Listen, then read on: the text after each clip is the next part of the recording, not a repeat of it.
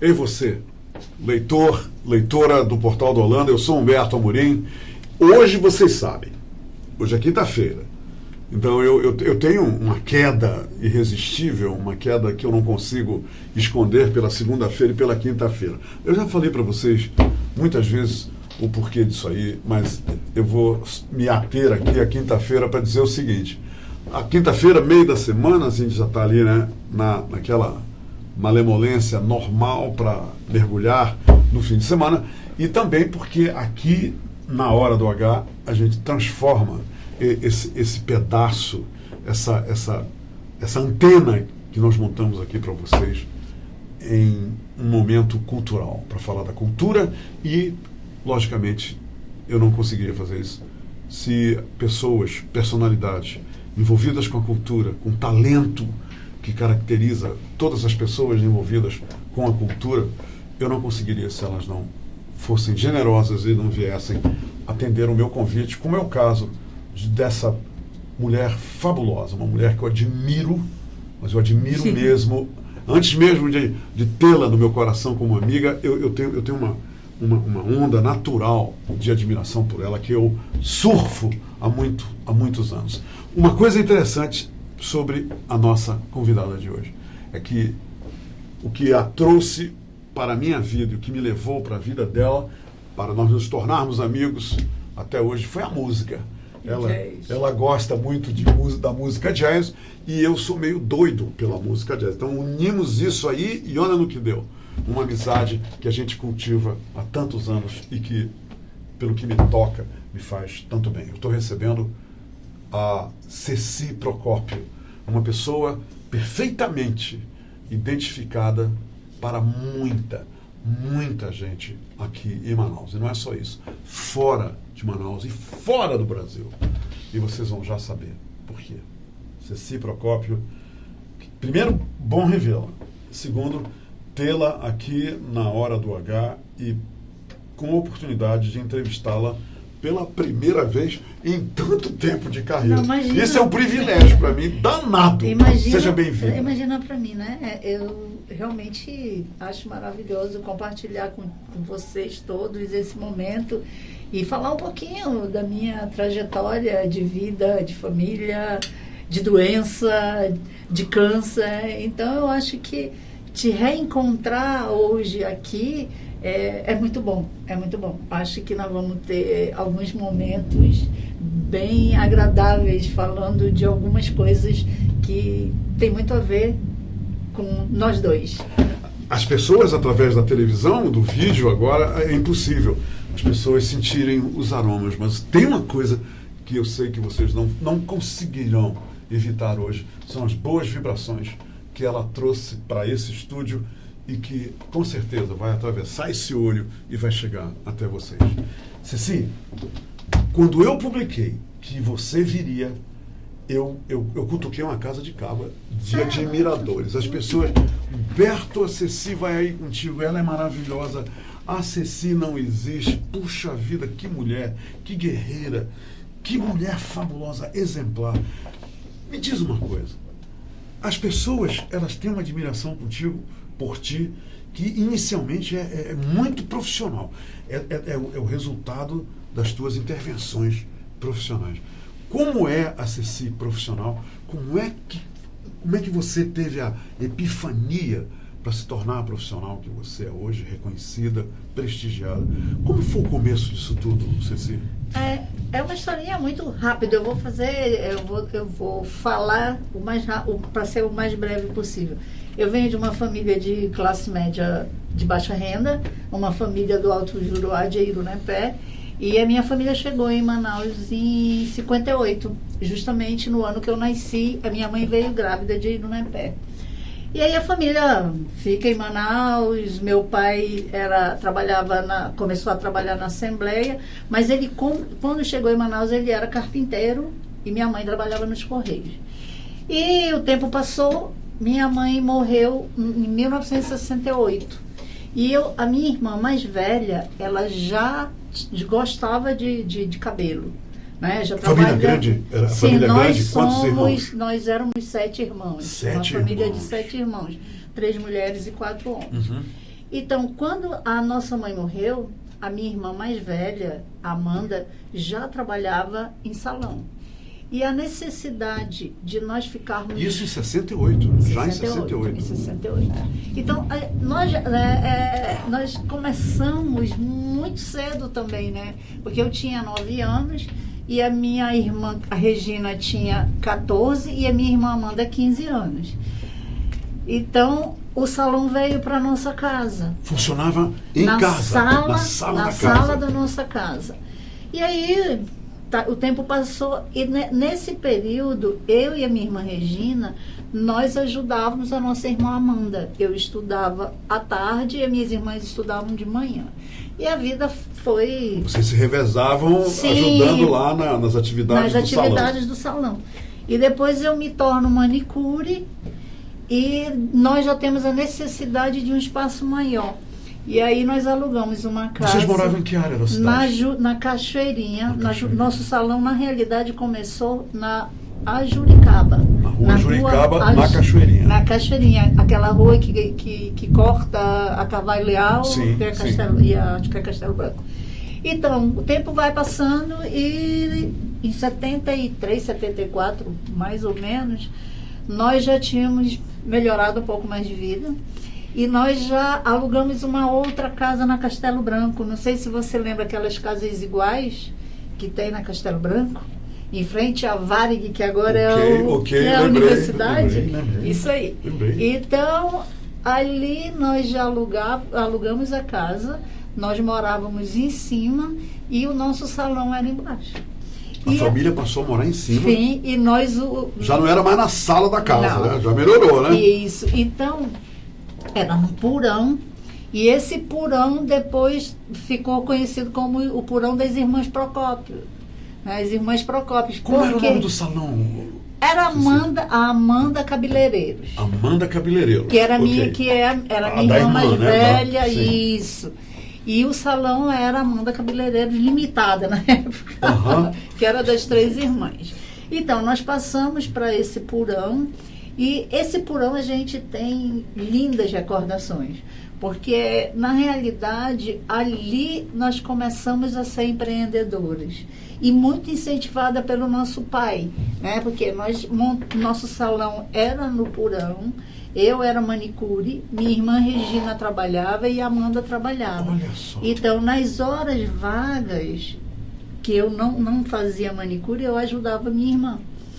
E naquela época já, dentro do porão, existia um lugar onde meu pai sugeriu que se fizesse uma lanchonete. Então, nós tínhamos uma lanchonete dentro desse salão no porão na Castelo Branco. Então, até hoje, tem algumas pessoas que lembram, porque, por incrível que pareça, todos os nossos irmãos passaram nessa lanchonete. Todos foram chapeiros. Tiveram lá o seu tempo de trabalho. Sim. Né? Sim. Dentro do... Nesse empreendimento da família. É porque, na realidade, Humberto, quando nós perdemos a nossa mãe, em vez de nós rompermos os nossos elos, nós fizemos o contrário. Nós juntamos o máximo que nós pudemos para que nós pudéssemos crescer. Porque em muitas famílias, quando isso acontece, há uma e você ruptura imagina muito isso grande, há né? 50 anos Sim, atrás. sim. Era muito...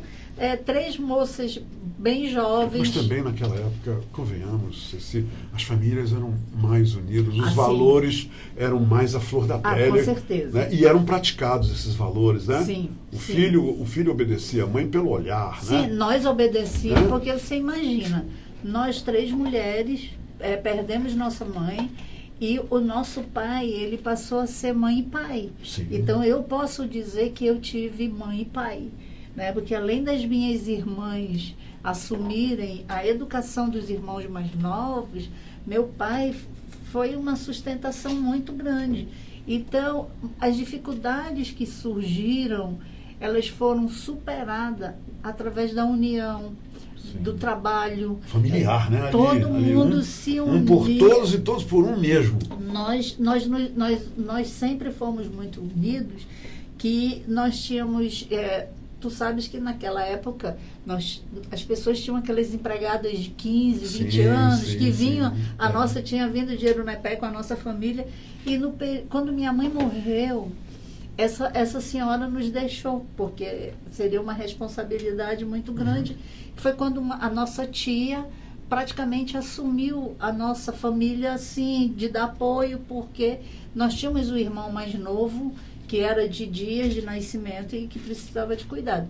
Então, como eu falei, essas dificuldades fizeram com que nós nos uníssemos mais. Ceci, essas atividades profissionais que você desenvolveu com as suas irmãs, vocês aprenderam fazendo, por exemplo, manicure, pedicure, isso tudo vocês aprenderam fazendo ali nos clientes?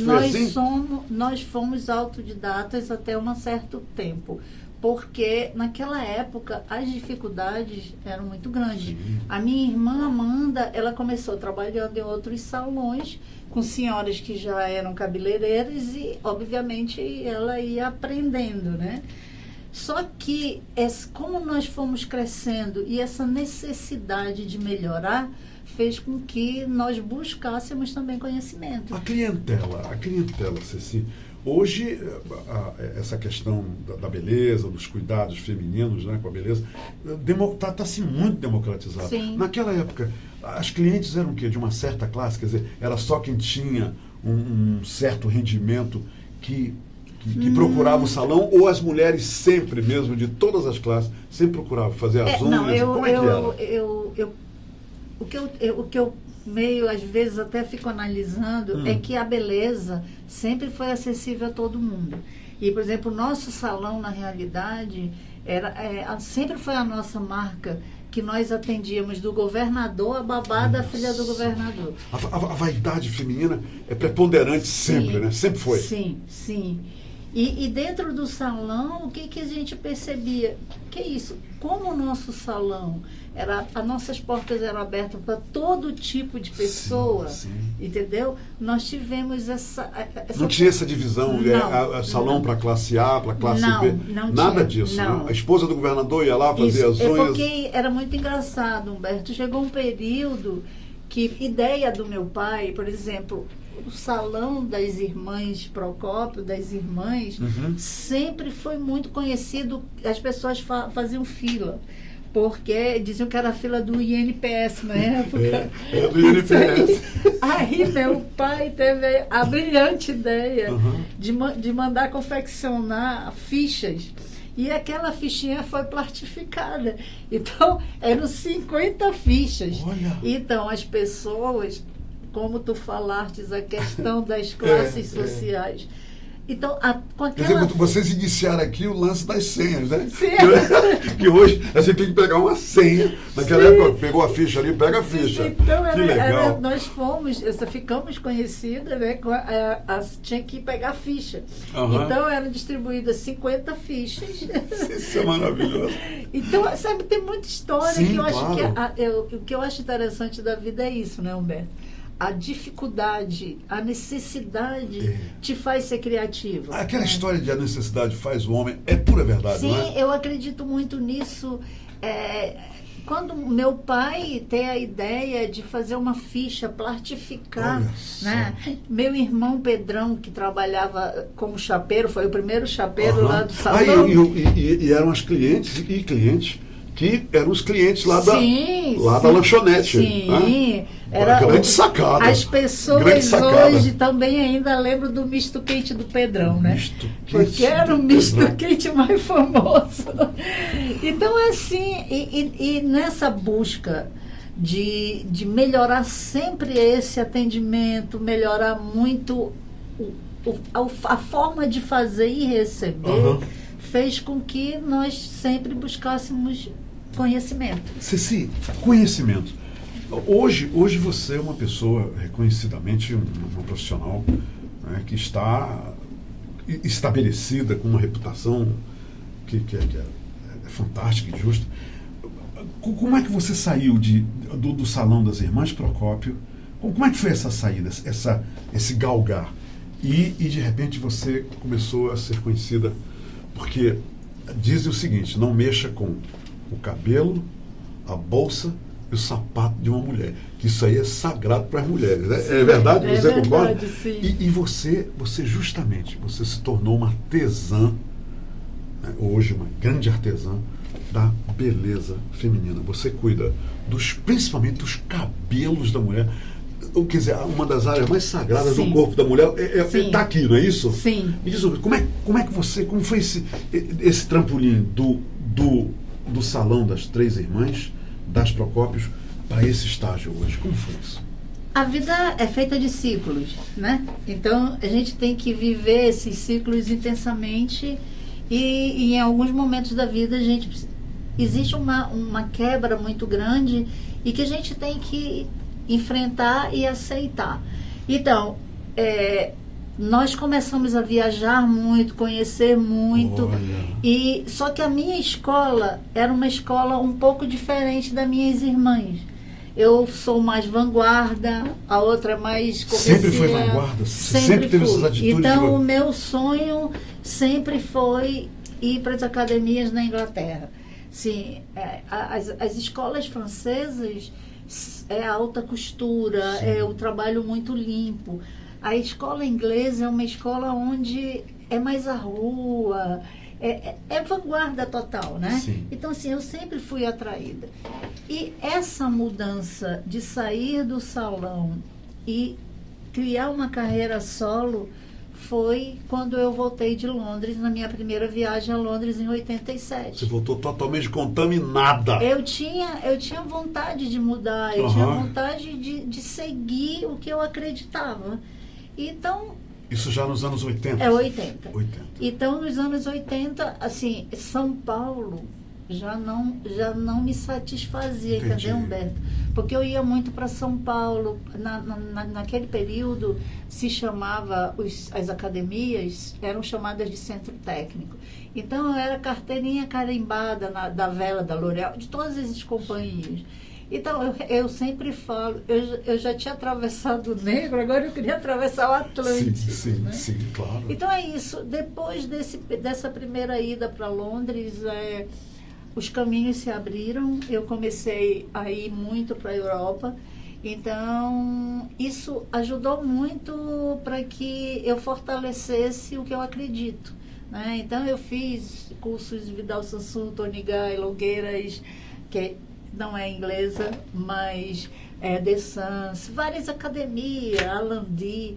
Eu investi realmente muito em cursos, em aprendizado. E para meninas, para jovens talentos que estão nos seguindo nesse momento, Ceci, qual é o grande conselho? A capacitação é fundamental, quer dizer, você tem que fazer cursos, você tem que pegar o seu talento e lapidar, é isso, Ceci? Sim, hoje é muito mais fácil, né, Humberto? Sim. Isso é muito mais fácil, porque o investimento que eu fiz de uma vida, que a gente pode até falar de cursos presenciais, mas que isso também te traz uma outra bagagem. Né? Essa busca de conhecimento e esses cursos também me levaram para lugares no mundo todo.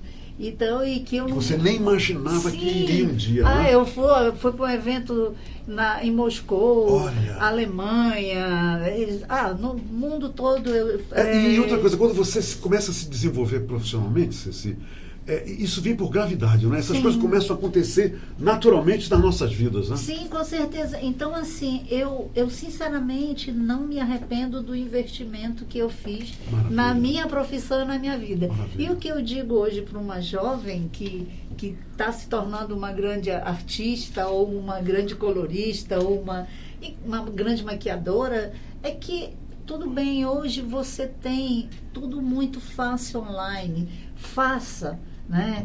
Aproveite, mas também não se limite, não fique num quadrado, né? Pratique, desenvolva a sua criatividade. Como é que é? Pense fora da caixa, né? Saia dessa caixa. Sim, eu sempre falo que, como eu gosto muito das formas geométricas, eu acho que nós temos profissionais com uma capacidade incrível de criação, né? E que quando aliando essa facilidade do conhecimento com a criatividade, é um casamento perfeito. Só que eu percebo que tem muitos profissionais que ficam muito no quadrado, né? Na caixinha. Sim. Então, e não saem, atuam legal, atuam sim, maravilhosamente, mas ali dentro, naqueles limites. Não quer criar a sua assinatura. Não quer usar, é isso? Não quer criar a sua assinatura, né? Olha. Então, porque eu acho que esse conhecimento está muito padronizado.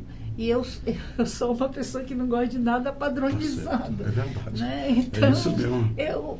Assim, o meu diferencial sempre foi esse. Sim, e isso tudo que você está falando aí se reflete nos cortes, se reflete no que você faz na cabeça, com os cabelos dessas mulheres? Sim, é porque eu vejo as pessoas como pessoas.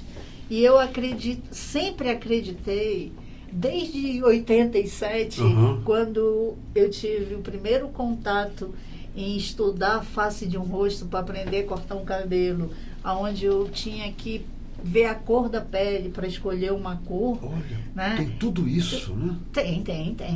Tem há muito, desde, né? Olha sempre só. Você estuda a face, os ossos da face, você mede, igual como um dentista, existe réguas, como existe, isso já existia na década de 80. Meu barbeiro nunca fez isso.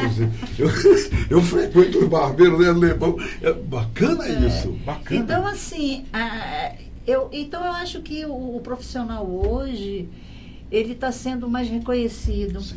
Ele tem muito mais caminhos para adquirir conhecimento, mas ele precisa criar em cima desse conhecimento. Claro, claro. Isso é muito interessante, que algumas clientes sempre falam para mim: tu tem que criar uma assinatura acessível, porque quando tu cortas o cabelo, tu tem que ter uma assinatura, porque nenhuma pessoa sai igual a outra. Você me diz uma coisa, existe um quê, eu acabei de pensar nisso, existe um quê de autoajuda no que você faz com essas mulheres? Por exemplo, uma mulher chega contigo e diz: hoje eu acordei, não estou gostando da minha cara, olha, esse cabelo tá horrível, meu Deus do céu, esse cabelo...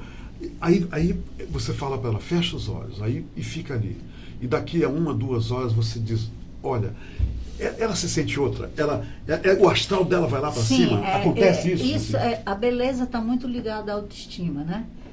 Principalmente o cabelo, o rosto, os dentes, a sobrancelha. É verdade. Nós mulheres temos essa ligação muito forte com a beleza, né? E o cabelo, como tu falaste no início, eu acho que é o mais importante da mulher. Para assim, todas as mulheres, né?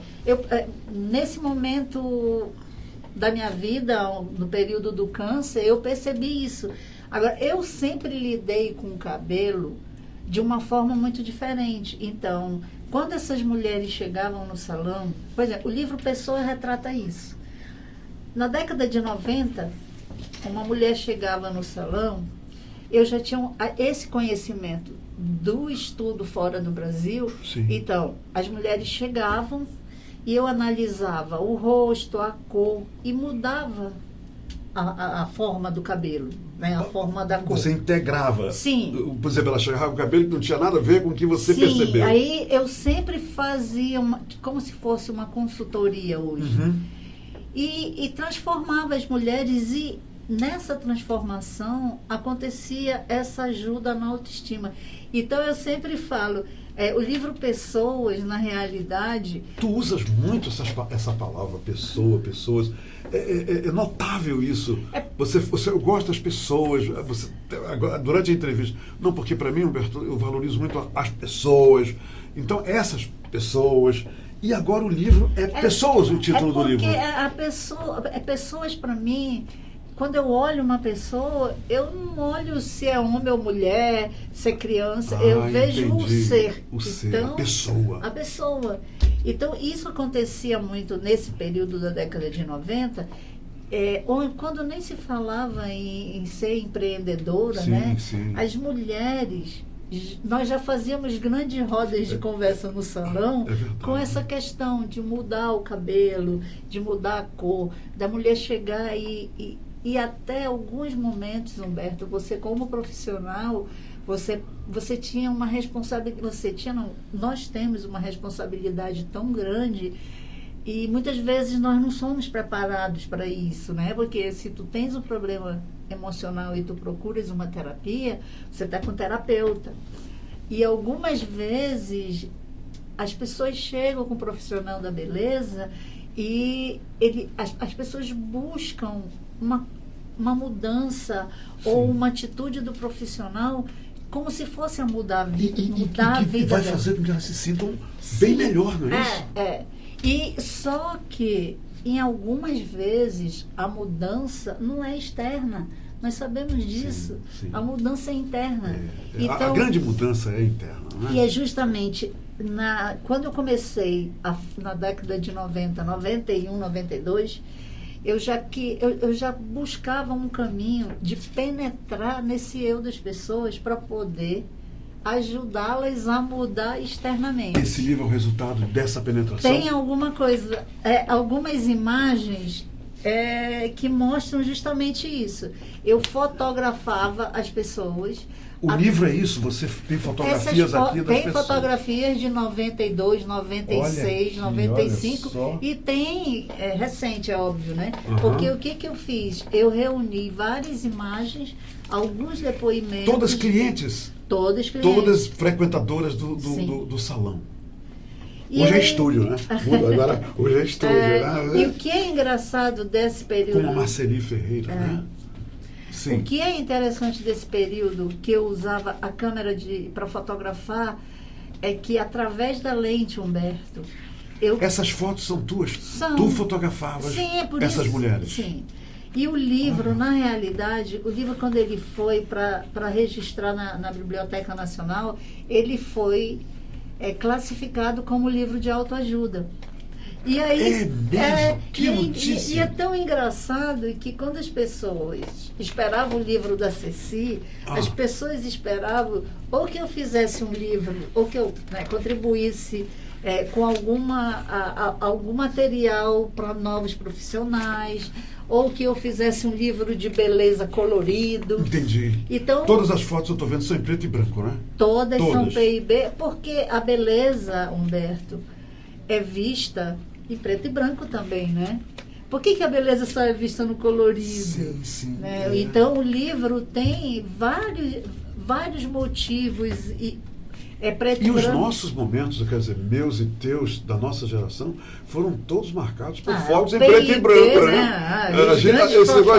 Esse negócio de foto colorida apareceu aí depois, né? Eu sou apaixonada porque, na realidade, para mim, o PIB, ele realmente retrata a tua alma, né? Sim, porque é lógico, eu amo cor.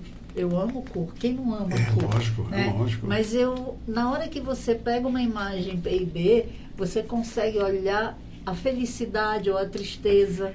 Não é a cor do cabelo que vai... E outra coisa, nada disso aqui, Ceci, só para realçar esse ponto, existe Photoshop aqui não, né? Quer dizer, isso aqui é uma foto real. Você vê que tem foto que está fora de ângulo. Porque hoje em dia a gente vê uma foto de uma pessoa, aí você olha e quando encontra com ela, você fica...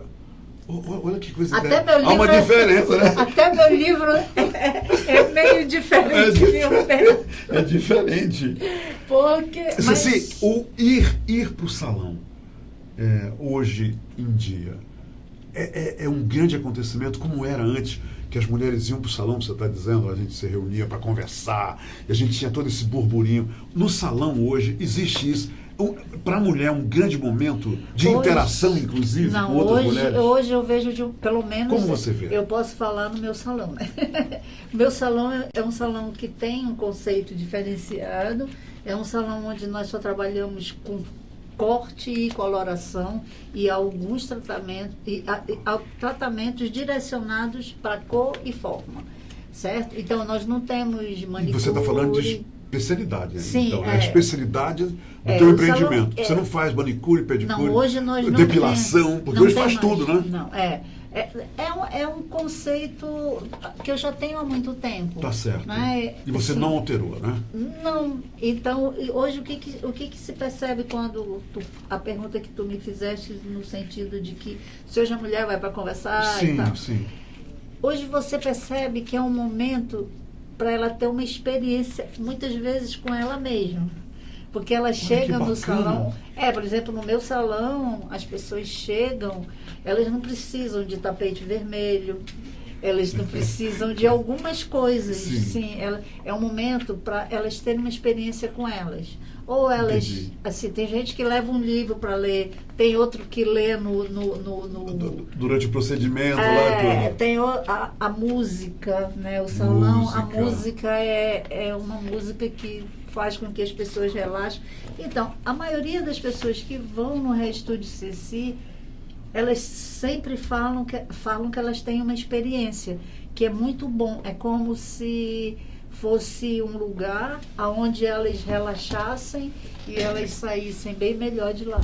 E você aceita os representantes da ala alfa, os homens, podem ir no teu salão? Sim. Eu estou brincando, essa pergunta é uma brincadeira que eu imaginei que você não aceitava. Por isso que eu preparei como brincadeira. Homens frequentam o teu salão nós também? Nós cortamos cabelo de homens. Nós não temos todos os serviços. Nós cortamos cabelo de homens. Um belo dia, você, com todas essas atividades que você está relatando aqui, com essa ambiência, com esse desenrolar de acontecimentos e encontros com pessoas, você fora de Manaus, de repente, notou que tinha alguma coisa em ti que não estava certinho. Como foi esse momento que mudou a tua vida e que você teve que fazer uma reprogramação geral de tudo? O que houve? Lembra quando eu falei que a vida é feita de ciclos? Sim, lembro. Você acabou de dizer isso. Sim, então eu acho que em alguns momentos nós nunca pensamos que nós podemos ter um câncer. Eu nem você. Eu acho que qualquer pessoa que está aí não pensa nisso. Então, eu estava numa vida normal. Com todos esses acontecimentos. Chegando aos 60 anos, programando a minha vida para fazer algumas coisas, porque eu trabalho desde os 9 anos. Sim. Então, eu falei assim, eu me programei mentalmente para que eu chegasse aos 60. Eu não quero parar de trabalhar. Sim. Mas eu pretendia diminuir e fazer outras coisas que eu não fiz na minha outra fase. Então, entre algumas coisas que eu havia programado, é que todo ano eu iria para algum lugar do mundo diferente, que eu gostaria ou voltar em algum lugar que eu fui. E em 2016 foi a minha primeira viagem já dentro dessa programação. Eu fiquei 5 semanas em Vancouver e eu fui estudante, assim, de mochila, andando de ônibus. Eu fui para uma escola para me lembrar o inglês, melhorar. E foi muito bom. E eu sempre fui uma pessoa que me cuidei. Eu sempre, como eu trabalhei sempre muito, né? Eu trabalhava de 6 da manhã a 11 da noite. E quando você vai chegando a uma certa idade, você tem que reduzir algumas coisas. Desacelerar, né? E esse processo todo foi acontecendo na minha vida. E você obedeceu? Você desacelerou? Buscando.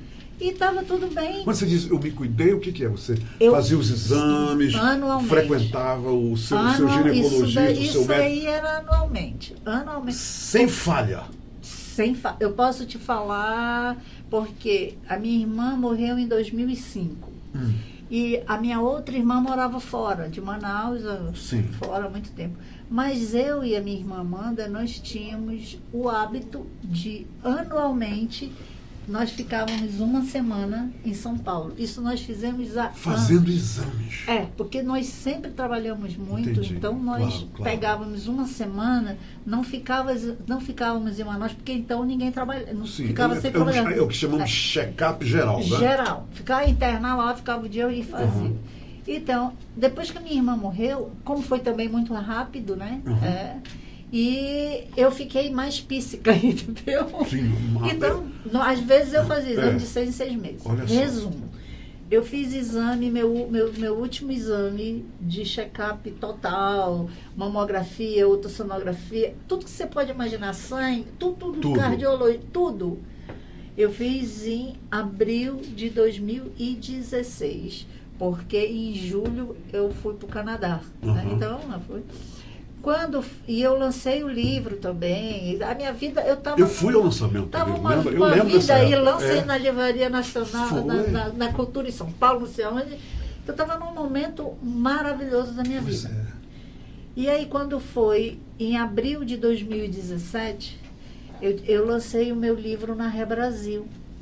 E aí... Isso em São Paulo. São Paulo. Aí eu falei para minha irmã Regina, eu falei, esse ano eu não vou fazer meus exames em abril.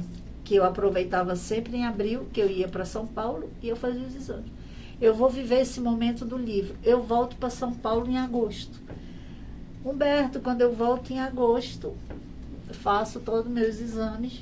Quando eu levo na minha ginecologista aqui de Manaus, que eles mandavam direto e tal, que a minha ginecologista falou, olha, existe uma alteração. Tem uma coisinha aqui. Sim. Aí eu fiz todos os exames aqui. Na hora que tem que fazer a biópsia, eu já tremi.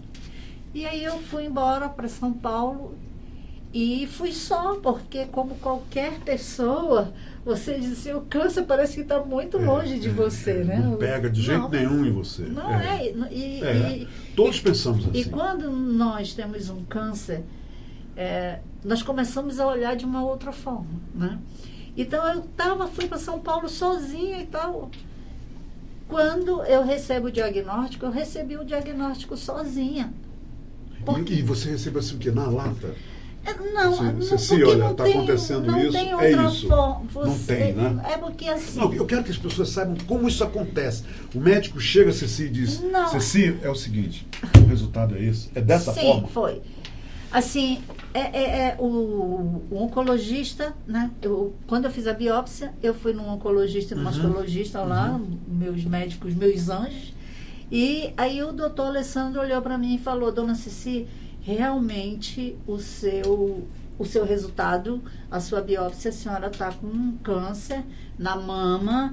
Aí foi me explicar tudo, do tamanho X, tamanho Y. Na mesma hora o oncologista chegou comigo e falou, olha, a senhora vai ter que fazer X sessões de quimioterapia. A senhora tem até o dia... Eles já vieram dizendo exato, a partir daquele momento, não é daqui a 2, 3 semanas. Não, é porque... Tem que ser agora, tem que começar a quimioterapia, tudo. Isso. E eles já falaram assim, olha, eu falei, doutor Marcos, que é o oncologista, eu não sou daqui, eu sou de Manaus. Eu preciso ir na minha cidade para decidir o que eu vou fazer. Claro. Aí ele falou, é o seguinte... o protocolo é esse, a senhora pode fazer em Manaus ou aqui em São Paulo, só que a senhora tem que começar dia Y, ou aqui ou lá. Ok. Humberto, assim, eu saí do hospital, eu fui pro hotel, eu acho que eu fui flutuando. É uma pergunta aqui que eu não quero que soe como clichê, mas não, pode perguntar. O mundo caiu, teu mundo, o que diz assim, o mundo da gente, que eu já ouvi outras pessoas fazerem depois, Humberto, o meu mundo caiu, acabou. Humberto, eu acabei ali. Não, o mundo, assim, para mim... Eu já recebi esse tipo de resposta. Não, para mim, Ceci, o mundo caiu. Mas ele não acabou. Ele começou. Ele começou. Porque eu acho que... eu vivi isso. Agora é um baque... Não, é porque você no primeiro... É um golpe que você não consegue não acusar. No primeiro instante, Humberto, imagina o que é falar para você... tu sabe alguma coisa disso sobre câncer? Não. O que eu sei... Não, o que eu sei... como jornalista, as pessoas fazendo relatos... Mas assim, quando o médico chega para você e fala, olha, você tem um câncer X ou Y, extremamente agressivo, porque também tem isso, né, Humberto? Todas as vezes que eu pensava em câncer de mama, eu sempre pensava em hormonal, câncer hormonal. Quer dizer que você não passou por aquele processo dos toques que o médico recomenda e você sentiu um nódulo? Você sentiu um nódulo, alguma coisa? Eu senti. Mas foi justamente isso. Quando antes de ir para fazer o meu exame, eu fazia meu autoexame. Sim, o autoexame, e eu cheguei com a minha gineco e falei, doutora, eu estou sentindo alguma coisa aqui. E aí foi foi que ela você que pediu. descobriu, Sim, né? não, Quer dizer, você tem tá que vendo? fazer A o mulher autoexame. tem que fazer isso, né? Porque, gente, eu acho que... Mas isso porque é diário, as mulheres têm que fazer diariamente, quando estão tomando banho, por exemplo? Não, eu pelo menos no período que eu fazia antes da menopausa, eu fazia no período antes de menstruar e depois. Ok, Porque ok. antes da menstruação, as glândulas ficam, Sim, você fica mais inchado, então não adianta você fazer Claro, autoexame. claro. Você tem que fazer na axila também, né, para você verificar se tem alguma alteração. E depois da menstruação também. Agora, isso é muito critério eu com eu, né, Humberto? Entendo. Porque às vezes as pessoas Você dizem, fala de olha, pessoa você tem pra que pessoa, fazer né? todo dia, toda semana. Isso eu acho que também é autorresponsabilidade. Claro, Né? Então, quando você recebe o diagnóstico que tu me perguntaste, o mundo acabou, é um processo que também é lento. Né? Você disse que saiu do escritório e foi flutuando, eu saí do hospital, fui pro hotel, e aí eu não tive coragem de ligar para minha família, eu fiquei no hotel. E aí eu chorei, porque aí foi caindo. Gente, eu tenho câncer, não sei o que, cada um tem o seu processo. Claro. Eu chorei muito e fui dormir. Quando amanheceu o dia que eu me olhei no espelho, eu estava deformada de inchaço, né? Porque lá no hospital... Você somatizou, né? Quando eu tive o diagnóstico no hospital, na realidade eu me assustei, mas eu não me assustei, sabe assim? Uhum, sim. Eu não, a ficha não caiu imediatamente. Não, sabe? Não ficou. E aí, eu acho que a grande decisão que contribuiu para que eu estivesse curada e que as coisas acontecessem da forma que aconteceram, é que quando eu me olhei no espelho, eu olhei para mim mesma e falei, o que tu queres? Tu queres continuar chorando ou tu vai tomar uma decisão? Ou vai partir para a briga. E aí, isso vai sair no meu livro, no próximo livro. Então, foi uma decisão muito forte. E a decisão foi, eu quero viver. Eu quero continuar vivendo. Eu olhei para mim, eu quero viver. E sabe o que eu fiz? Peguei meu celular, fui ver a programação do cinema e fui ver uma comédia. Quando eu voltei, no final da tarde, foi que eu liguei para minha família. Aí eu desabei de novo, né? Eu desabei e vim para Manaus. Quando eu cheguei em Manaus, eu reuni os meus irmãos e minha família e falei, olha, eu tô com isso, tô com câncer, um tipo pararará, agressivo e tal. Tchau, eu vou me amar. Eu usei essa palavra, Humberto. E fui para São Paulo, larguei tudo. Para se submeter àquele tratamento naquele dia. Paulo, porque quando eu vim para Manaus, eu já tinha procurado apartamento, um monte de coisa que você tem que fazer.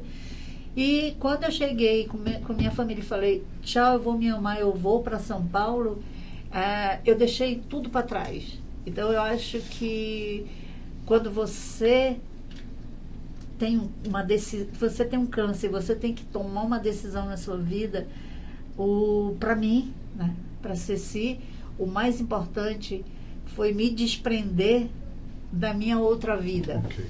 Né? Eu tinha que aceitar. Na verdade, você deixou lá em espera, né? Você deixou ela ali em limbo e foi embora. Sim. Como um telefone que a gente coloca ali, não vou atender isso agora. Aí, foi Humberto, isso? Então, aí as pessoas falam, mas Ceci é um câncer. Eu falei, o bandido, eu tenho que me aliar a ele. Eu não tenho forças para brigar. Sim. A única coisa que eu sei que eu tenho é o que o médico me falou. Claro. Você tem 90% de cura, o seu câncer é esse. Eu não tenho metástase, né? Graças a Deus, isso também foi uma.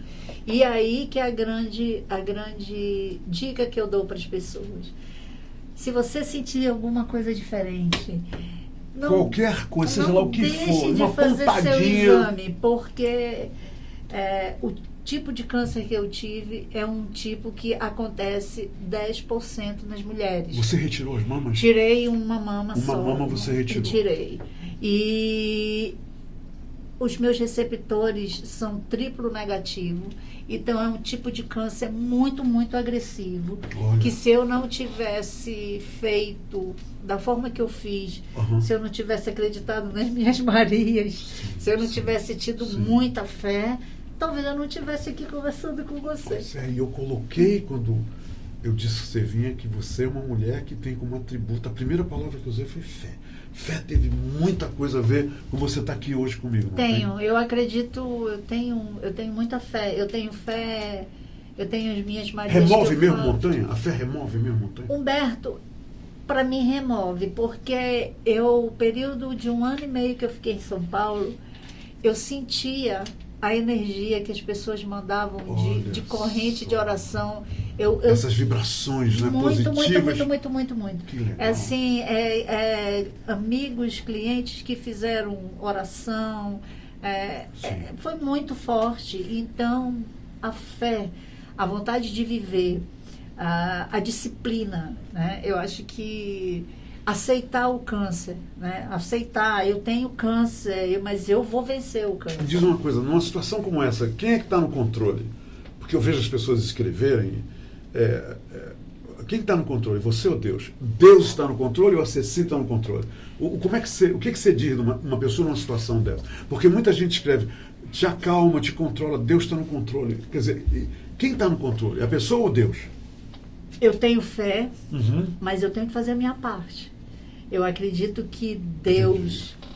Não adianta eu dizer, meu Deus, me cura, e não fazer o que tem que ser feito, porque você passar por um processo de quimioterapia é muito sério. E não é fácil, né? Não é fácil, né? É muito fácil. É devastador, não é, Ceci? Assim, Humberto, como o câncer que eu tive estava muito no início, o meu protocolo isso é fundamental, é justamente isso que as pessoas também têm que entender. Entenda qual é o seu tipo de câncer. Se eu, quando descobrisse o câncer que eu tive, se eu tivesse um tumor assim, não vou nem falar em centímetros, nem milímetros, vamos supor, um botãozinho de uma camisa de um homem, certo? Se eu não prestar atenção nisso, e quando eu for no médico daqui a 2, 3 anos, ele está do tamanho de uma laranja.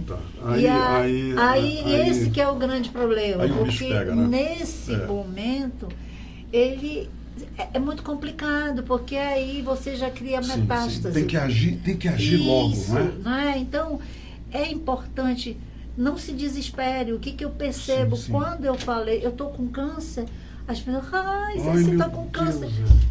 E em nenhum momento eu tive medo do câncer. Você não se entregou a ele, né? Não. Você não, é como você diz, eu vou combater esse inimigo. Eu vou conhecer esse inimigo. Foi o que você fez. E uma coisa que eu acho que é super importante, Humberto, eu acho que a minha profissão me ensinou uma coisa.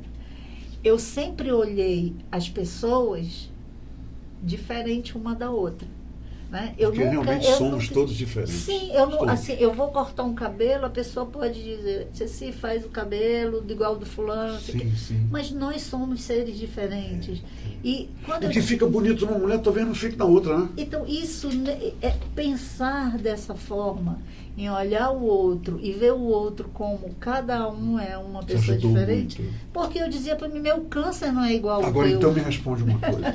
Tu me levas, tu me remetes para uma outra coisa. Eu vou te dizer, francamente, já que nós estamos tendo uma conversa franca, quando eu vi a tua foto de cabeça raspada, Ceci, foi a primeira vez que eu me emocionei e disse, meu Deus, a minha amiga não está bem.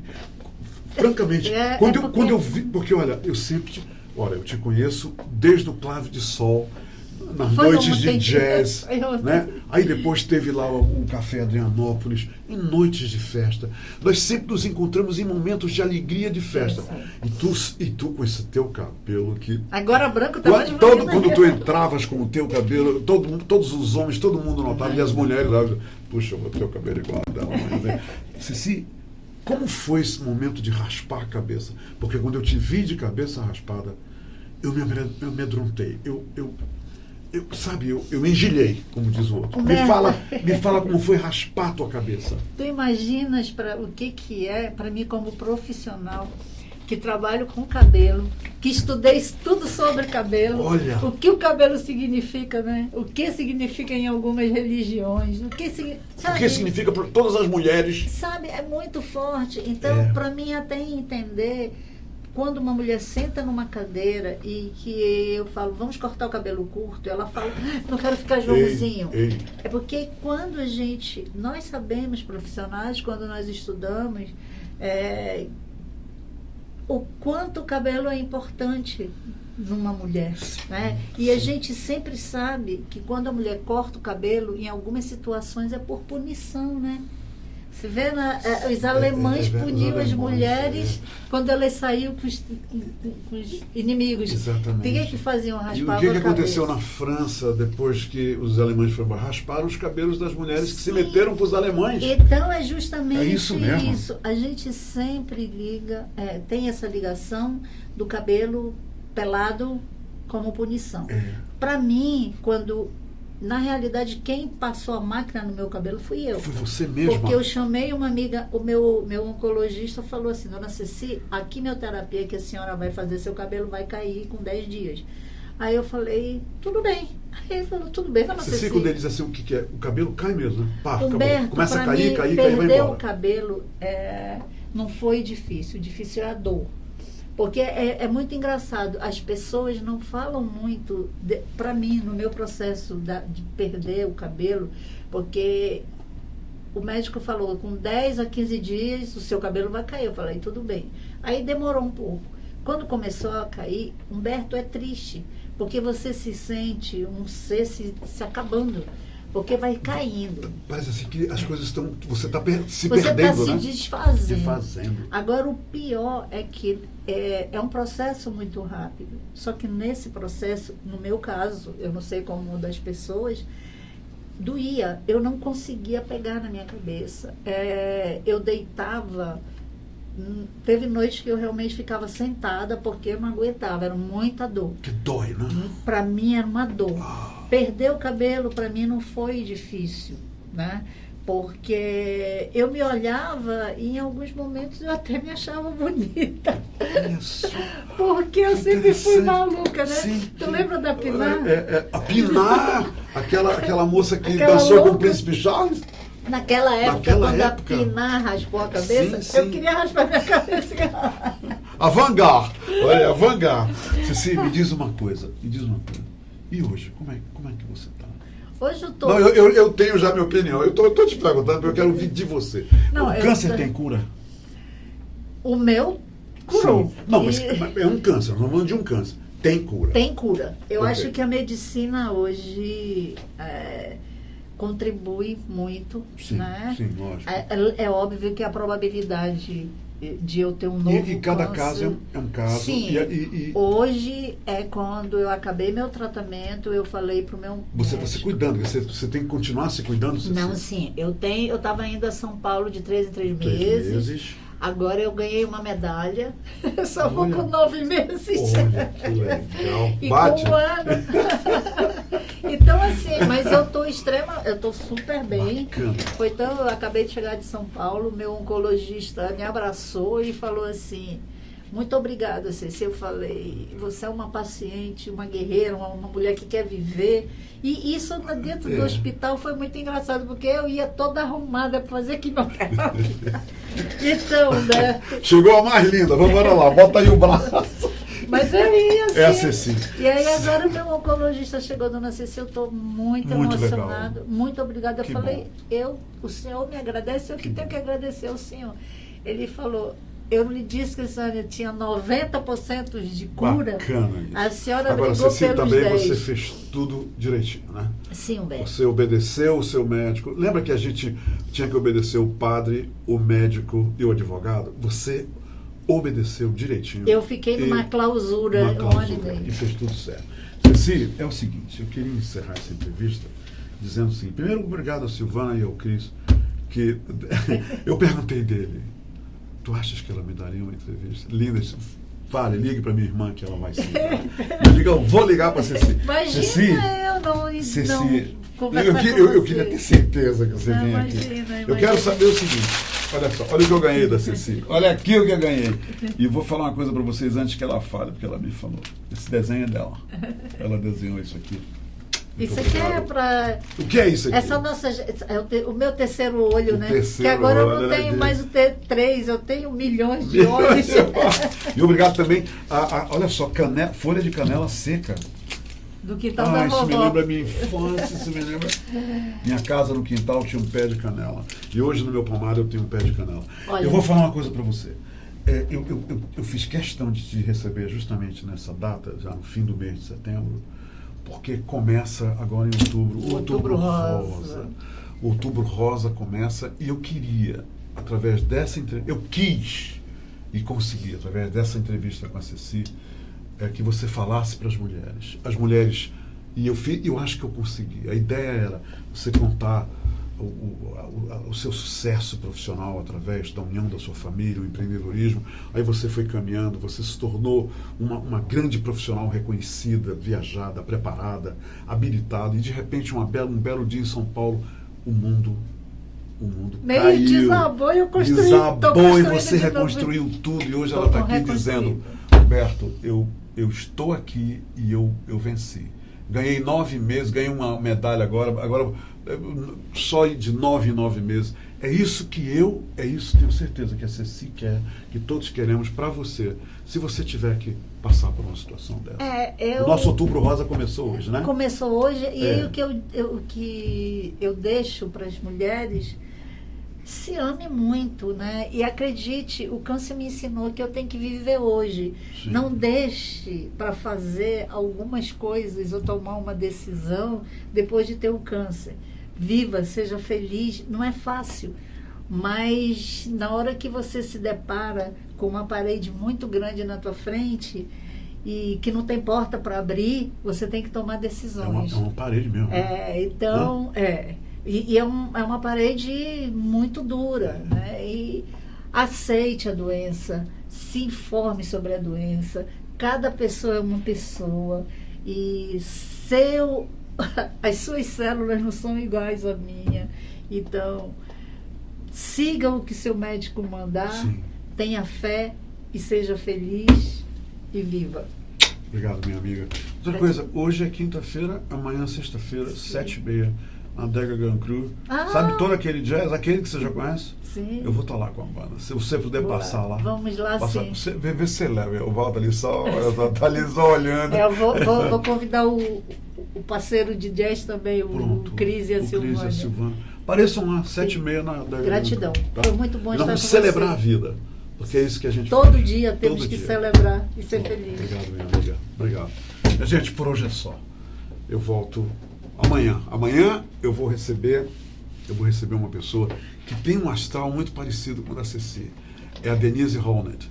É uma garota que, por circunstâncias, foi levada para Roraima. Chegou em Roraima, mudou de profissão, tornou-se uma grande chefe. Hoje ela é curadora de uma feira internacional de gastronomia que está começando hoje em Manaus. E ela vem contar a história da vida dela e como ela se tornou famosa e como ela está feliz por ter trocado de profissão, começado tudo outra vez. E é a Denise Holnett que vai conversar com a gente sobre culinária, gastronomia, coisas boas e cheirosas. Até amanhã, gente. Tchau. Obrigado. Se quero te amar e te amar e te amar muitos anos, cuida bem de mim. Então misture tudo dentro de nós.